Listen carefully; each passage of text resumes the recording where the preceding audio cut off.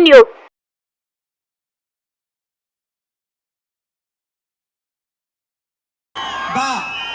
Single గా వచ్చి ఈ అమ్మాయితో కప్పులు అయిపోయావు అనమాట. ఓకే, మీకు పిల్లలు ఎంతమంది? 5 కన్నా వదిలేసాం. ఏ అంటే ఏదో గిల్లినట్టున్నారు, వేరే లాగా వస్తుంది చేయి. ఓకే, మీ మూడో ప్రశ్న, భార్యాభర్తలు అన్యోన్యంగా ఉండాలంటే ఏం చేయాలి? అది భార్యాభర్తలు అడగాలి. మరి మీరెవరా? అంటే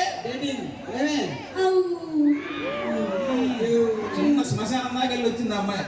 okay, me last and final ప్రశ్న, మీ ఇద్దరిలో ఎవరి హవా ఎక్కువ నడుస్తుంది? పక్కింటోడిది.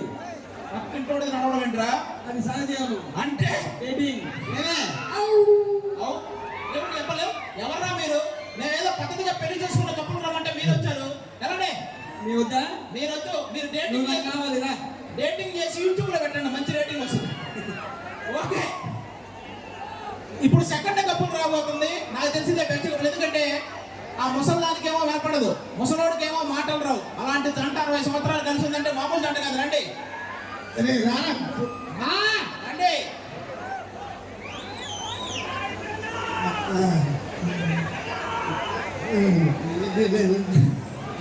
అంత ఓవర్ యాక్షన్ చేయగలే మామూలు కూడా అలాగే ఉంటుంది. రా కూర్చోండి, కూర్చోండి. ఏంటి అంటున్నాడు? మూసి కూర్చోమని కూర్చో. ఓకే, ఒక 4 ప్రశ్నలు అడుగుతాం. వినపడుతుందా? ఏంటి? 4 ప్రశ్నలు అడుగుతాం. వాటి కరెక్ట్ గా ఆన్సర్ చెప్తే బెంచ్ కప్పులు మీదే. మీది లవ్ మ్యారేజియా అరేంజ్ మ్యారేజియా? మీది లవ్ మ్యారేజియా అరేంజ్ మ్యారేజియా? ఎవడి ఏమిటండి అంటున్నాడు?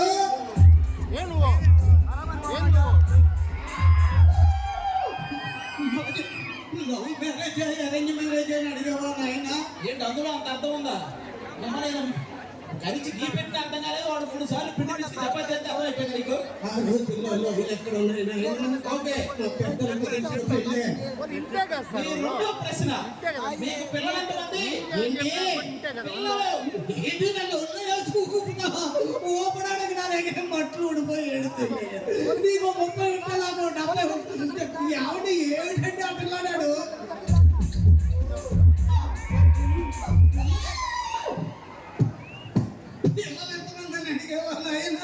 ఏంటి వాడు పంది పూనకు వచ్చినట్టు ఊగిపోతే నీకు అర్థమైపోయింది.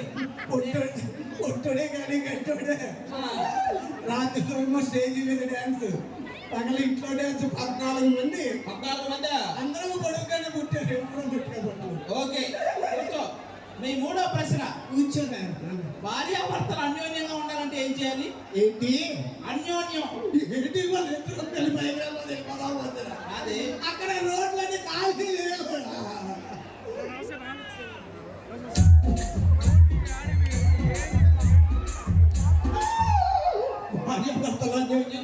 ఉండాలంటే ఏమిటంటే ఏంటి వాడు ఎద్దు ఎలాగంటే కావాలి లేకపోతే నీకు అర్థమైపోయింది. నాకు కోపం వచ్చింది.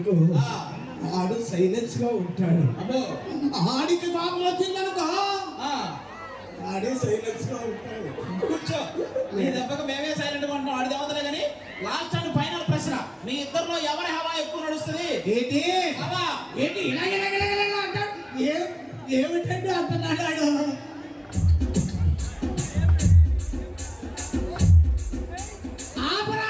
అర్థం కాలేదండి.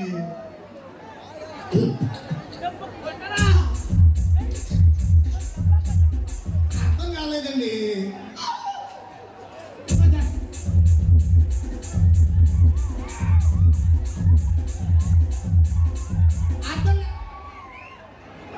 చూసారా ఆడావే?